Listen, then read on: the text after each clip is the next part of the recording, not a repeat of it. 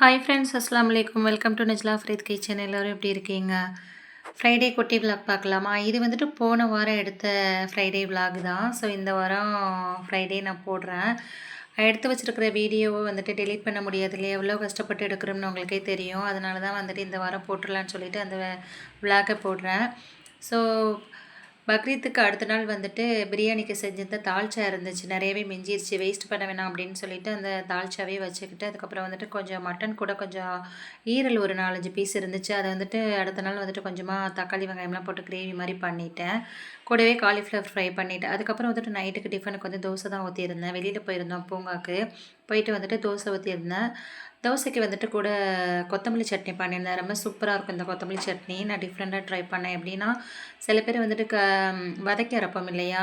உளுந்து, தேங்காய் எல்லாம். இதில் வந்துட்டு கொஞ்சம் தேங்காயோட நம்ம கொஞ்சம் பொரிக்கடலை, தேங்காய், ஒரு கைப்பிடி அளவு கொத்தமல்லி, இது எல்லாமே ஒரு கைப்பிடி அளவு எடுத்துக்கிட்டு, கொஞ்சமாக புளி வச்சு 2 பச்சை மிளகா வச்சு பச்சையாகவே அரைச்சிடணும். அரைச்சிட்டு நம்ம தேங்காய் சட்னிக்கு எப்படி அரைக்கிறோம் அந்த மாதிரி தான் பச்சையாகவே அரைச்சிட்டு அதுக்கப்புறம் வந்துட்டு தாளிச்சுக்கலாம். கடுகு, உளுந்து, காஞ்ச மிளகா, கருவேப்பிலை போட்டு ரொம்ப சூப்பராக இருக்கும். வெயிலுக்கு வந்துட்டு எப்படி தான் நம்ம ஸ்டோர் பண்ணி வச்சாலும் புதினா கொத்தமல்லியாலாம் வாடிடுது. இப்போ வந்துட்டு நான் அடிக்கடி எடுத்து இந்த மாதிரி சட்னி வச்சுக்கிறேன். தோசை, இட்லிக்கெலாம் ரொம்ப சூப்பராக இருக்குது. எனக்கு ரொம்ப பிடிச்சிருக்கு. அதனால் அடிக்கடி பண்ணிக்கிறேன். உடம்புக்குமே நல்லது இல்லையா? வெயிலுக்கெலாம் கொத்தமல்லி சட்னிலாம் ரொம்ப நல்லது. மென்த்து கொத்தமல்லிலாம் சேர்த்துக்கிட்டோம்னா உடம்புக்கு நல்லது. ஸோ அதனால் வந்துட்டு நான் இந்த மாதிரி ட்ரை பண்ணியிருக்கேன். நீங்களும் ஒரு முறை இந்த மாதிரி ட்ரை பண்ணி பாருங்கள். ரொம்ப சூப்பராக இருக்கும். கூடவே வந்துட்டு தக்காளி வந்துட்டு வதக்கி ஆற வச்சுருந்தேன் தக்காளி சட்னி வைக்கிறதுக்காக.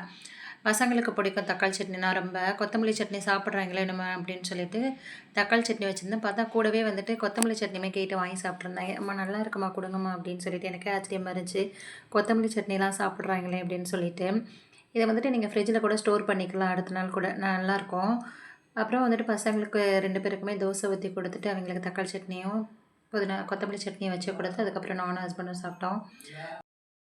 அன்னைக்கான டே எங்களுக்கு இப்படி தான் போச்சு. பக்ரீத்தோட லாங் வீடியோ கொடுத்துருக்கேன் பாருங்கள். தேங்க்ஸ் ஃபார் வாட்சிங்.